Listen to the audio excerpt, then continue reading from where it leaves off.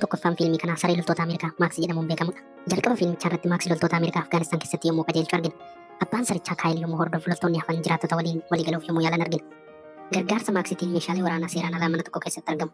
Jiraattonni meeshaalee kanneen shororkeessitootaaf gurguraa waan turaniif meeshaalee waraanaa kanneen argachuu isaaniitiif Maaksii fi Kaayiliif akka injifannoo guddaatti galmaa'aaf. Oolmaa hojii guddaa booda Kaayil gara mooraa waraanaatti deebi'uun maatii isaa Teeksaas jiraniif bilbila. Maatiinis Maaks akka miseensa maatii isaaniitti waan laalaniif hedduu jaalatu. Obboleessi xiqqaan Kaayil garuu saricha hin jaalatu. Akkuma daa'ima kamuu obboleessa isaa hangafaa yoo isarra caalchisanii galateeffatan hin jaalatu. Biyyaatti aanuun hooggantoonni Kaayil waa'ee meeshaalee hir'atanii gaafachuuf waamu. Garee isaanii keessaa namni tokko mattaa'aa nyaachaa tura. Hooggantoonni garuu eenyu akka ta'e haga yoonaan barre. Kaayil garuu hiriyaa isaa dhugaa Taayilar akka ta'e ni beeka. Taayilaris meeshaalee kanneen karaa seeraan alaan gara Ameerikaatti seensisuuf karoorfata. Dirqama isaanii itti aanu irratti Kaayil Taayilariin waa'ee dhimmicha gaafa. Taayilar garuu waa'ee dhimma kanaa afaan akeekkachiisa. Maaks yeroo lammaffaaf loltoota qajeelchuu irratti argama.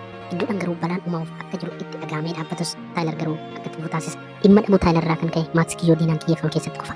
Dhohiinsi hedduun naannoo sanatti bahuun Kaayil Maaks oolchuuf kaata. Gargaarsa Taayilar barbaadee iyyee waamus Taayilar garuu osoo dhaga'u iddoo dhokatee bahuu dida. Dhukaasa banameenis Kaayil du'uudhaan loltoonni kun hafan. Gara Teeksaas innaa deebinu abbaan Kaayil Ree Jastiin itti gaafatamummaa isaa waan hin baaneef lolaan yommuu jiru argina. Osoo isaan wal falmanuu loltoonni lama waa'ee du'a ilma isaanii itti himuuf dhufan. Maatiinis hedduu rifatan. Sirna awwaalchaa irrattis loltoonni Maaks yeroo dhumaaf abbaa isaatiin akka wal arguuf fidan. Maaks ajaja Kaayiliin ala kan nama biraa waan hin fudhanneef du'a isaa booda Maaks tasgabbeessuun hedduu ulfaate. Saanduqa reeffaa Kaayil jala ciisuunis hedduu gadda. Loltoonni deebisanii fudhachuuf yommuu yaalan loluu eegala. Jastiin akkuma argeen waan beeke fakkaata. Gargaarsa Jastiiniif loltoonnis Maaks gara iddoo tursiise isaatti geessu. Jastiin amma gara manaatti deebi'uun akkuma barametti tapha viidiyoo taphachuu itti fufeera. Du'a obboleessa isaa gadduun gara waraanaatti kan erge abbaa isaa waan ta'eef du'a isaas isaan sababeessa. Ammas wal falmuu eegallaan haati Jastiin Paam Maaks ajjeesuu akka ta'e ittiin maatiin iddoo tursiisa saree daawwachuu deeman. Maaks Kaayil waliin walitti dhufeenyi isaanii cimaa waan tureef erga inni du'ee namoota biroof jajamuu dida. Waraanaaf amma waan hin fayyannee fi hawaasaafis balaa waan ta'eef ajjeesuuf murteessan. Maaks ajaja Jastiin qofa waan dhaga'uuf maatiinis Jastiin akka Maaks kunuunsuuf fudhachuuf murteessan. Akkuma mana gaaniin Maaks mana keessa bulchuun balaa waan ta'eef Ree mooraa isaanii keessatti hidha. Jastiin Maaks akka kunuunsuuf hojii waan itti kennameef baay'een gammanne haa ta'u malee kunuunsa isaa itti fufa. Halkan qixxee Maaks iyyuu fi boo'uu jalqaba. Maatii fi ollaan hundi sagalee isaa kanaan rafuu hin dandeenye. Jastiin osoo hin jaalatin dirqamaan Maaks tasgabbeessuuf ba'a. Maaks yeroodhaaf cal jedhus yoo inni biraa deemu iyyuu itti fufa. Guyyaatti aanuun Jastiin iddoo rafee lafarraa ka'a. Halkan guutus Maaks waliin ture. Itti aansuun hiriyaa isaa Chiwiin wal arge. Jastiin yeroo tokko tokko taphoota buusuun Chiwiiniif gurgura. Guyyaa kanas akkasuma gurgura. Dabalataanis intala wasiilaa Chiwiin Kaarmaniin wal baran.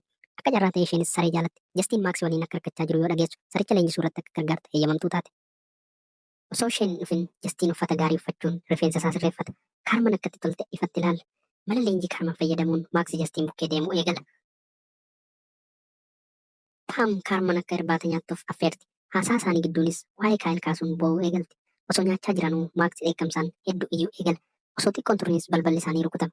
Jastiin balbala innaa banu Taayilar ture. Dirqama gidduutti waan miidhameef xiqqoo boqochuuf akka dhufe itti hima. Ree fi Paam waan isa arganiif gammadan. Sagantaa Juulaayii 7 gaggeeffamu irrattis ni affeeru. Paam Taayilar akka Maaks ilaaluuf gara alaatti waamti. Haa ta'u malee Maaks Taayilar akkuma argeen sirriitti itti iyyuu eegala. Baay'ee waan aarefis hidhaa kutuun ciniinuuf yoo yaalu Jastiin fi Kaarman ni tasgabbeessu. Sareenis Taayilar akka Kaayiliin ajjeesise waan beekuuf Taayilar Maaks aariidhaan laala. Guyyaatti aanuun Maaks Jastiin waliin waliigaluu waan eegalaniif gara iddoo saayikilii oofanitti fudhata. Kaarman Maaksiidhaa malee waan fideef xiqqoo dhiphatti. Jastiin garuu rakkoon akka hin jirre amansiisa. Saayikilii isaaniitiinis bosona keessa yommuu ari'an Maaks saffisaan isaan duuka kaata. Waaree booda Jastiin gara manaatti yoo deebi'u Ree balaan akka kaleessaa akka hin uumamneef sareef mana bita. Juulaayii 7 irratti maatiin qophii kabajuutti argamu. Richiitii dhukaasuu yommuu jalqabamu Maaks dhohiinsa gaafa Kaayil du'uu yaadachuun rifachuu eegala. Jastiin saffisaan gara manaatti deebi'uun manatti ol galchuuf yaala. Maaksi garuu waan sodaateef gadi ba'uu dida. Tasgabbeessuufis Jastiin mana isaa keessa seenee taa'e. Taayilar Ree waliin mana kuusaa meeshaalee keessa hojjechuu eegala. Waa'ee du'a Kaayil Ree yommuu gaafatu Taayilar sobuudhaan sareen ciniinii akka ta'etti hima. Du'a ilma isaatiin gadduunis Ree aarii isaa guutuu Maaks irratti baafachuu barbaada. Gara manaatti deemuunis Maaks irratti qawwee isaa baafata. Akka carraa ta'ee Jastiin Ree osoo hin dhukaasin dhaabsisa. Sareen kun amma booda badii tokko balleessee jennaan akka ajjeesu itti himuun dhiisee deema. Guyyaatti aanuun Jastiin gara iddoo leenjii Maaks deema. Loltuun hiriyaa Kaayil Maaks saree gaarii akka ta'ee fi abadan leenjisaa isaa akka hin ciniinne itti hima. Jastiin dabalataanis Taayilar sababa miidhatiin gara manaatti akka hin dhufne ragaa. Sababa dhufeef maaliif akka sobe bitaa isa gala. Kana hordofuun viidiyoo yeroo Maaks leenjii waraabame fudhatee gara mana Kaarman deema. Viidiyoo Kaayilii fi Maaks irra jiran yoo daawwatu Maaks du'a Kaayil keessaa akka harka hin qabne ni bara. Yeroo suma deeggaraa badii Chiwiin kan ta'e Imiliyoon Jastiin taphaa akka kennuuf gaafachuu dhufa. Osuma haasaa jiranuu Taayilar irraa bilbilamee fi Jastiin akka shakku ta'e. Imiliyoon erga deemee Jastiin Maaks foolii konkolaataa hordofee akka deemu taasisa. Gara bosona tokkos ga'uudhaan Taayilar Imiliyoo waliin dhoksaan akka wal argan ilaalu. Isaan waliinis baandonni Xaaliyaanii isaan irraa meeshaa bitaa turan. Jastiinis Taayilar dhoksaadhaan meeshaalee waraanaa Afgaanistaan irraa fiduun baandota akka gurguru irra gahe. Baandonnis saroota lamaan eegamaa turan. Isaanis sagalee Maaks dhaga'uun gara isaatti fiiguu eegalu. Jastiin fiiguuf yaalus Maaks sarootaan ciniinamuu eegala. Akkuma ta'etti erga ofirraa ittisee booda osoo hin qabamin harkaa bahu. Guyyuma sana Jastiin gara manaatti yommuu deebi'u Taayilarii fi qorataa Istaan jedhamu arguu isaatti ni rifata. Saayikiliin Jastiin bosona keessatti argame. Kanaanis meeshaa waliin akka arge irra gahan. Qorataan Istaan Maaksi na ciniinee jechuun dubbicha cimsuuf soba. Maaksi nama hundaaf balaa waan ta'eef ajjeefamuu qaba jedha. Jastiin isaan lamaanuu akka soban ni beeka. Taayilar garuu Jastiin kophaatti waamee waan arge hunda namatti akka namni akeekkachiise. Jastiin waan sodaateef namattuu akka namni waadaa seeneef boodas hojjettoonni dhufanii Maaksi fudhatu. Taayilar hojiidhaaf Reen wal quunnamu. Rees waa'ee mana kuusaa hojii malee taa'ee jiru Taayilariin gaafate. Innis hiriyyaan isaa akka itti fayyadamaa jiru sobee itti hime. Kuni kanaan osoo jiru Maaks iddoo tursiisaa yommuu geeffamu waardiyyaa ciniinee gara manaatti fiiguu eegala. Ree gara manaatti deebi'uun qorataa Istaakii fi Maaks gidduutti maaltu akka uumame dhugaa akka itti himu Jastiin gaafate. Jastiin dhugaa akka itti himne shakkaa ture. Irra deddeebi'ee gaafatus Jastiin callisuu filata.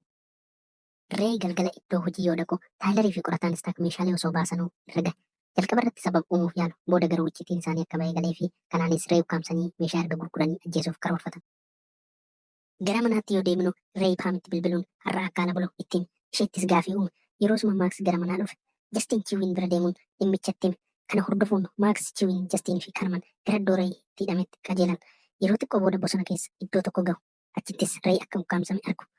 Karman poolisii waamuu ennaa deemtu dhiironni immoo Taayilarii fi baandonni waan godhan hordofu. Saroonni ammas Jastiin faa foolachuun Maaks ciniinuuf eegalu. Taayilarii fi miliyoon yeroo dhumaaf Jastiin ajjeesuuf murteessanii deemu. Qorataan Istaak Ree eeguuf achitti hafe. Sana booda Ree Istaak rukutuun bilisa baase. Bilchininnaa hedduu booda Maaksis saroota mo'uun gara iddoo Ree jirutti dhaqe. Abbaa fi ilmi wal arganis Taayilar ammas isaan ajjeesuuf barbaada.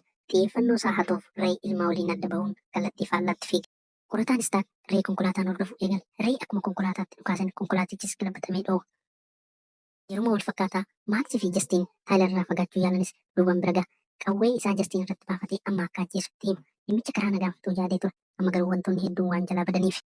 Taayilar Jastiin ajjeesuuf yoo qophaa'u Maaksii isa oolchuuf itti fiiguun Taayilar irratti utaalee wal qabatanii qileessinan. Maaksii xiqqoo miidhamus lubbuun isaa ooleera. Battalumatti Karman poolisoota waliin dhufte. Maaksii fi Jastiin poolisoonni ni oolchu.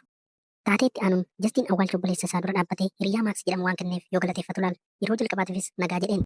Gara manaatti yoo deebinu Paamii fi Karman nyaata hojjetanii eegu. Ree hojiidhaa yoo deebi'u Jastiin mana saree eessaa akka godhe gaafata. Rees Maaks amma miseensa maatii isaanii waan ta'eef mana keessa akka buluuf mana saree akka gurgure ittiin. Maatiinis gammachuudhaan irbaata nyaachuuf yoo qophaa'an fiilmichi xumurama. Kanarraaf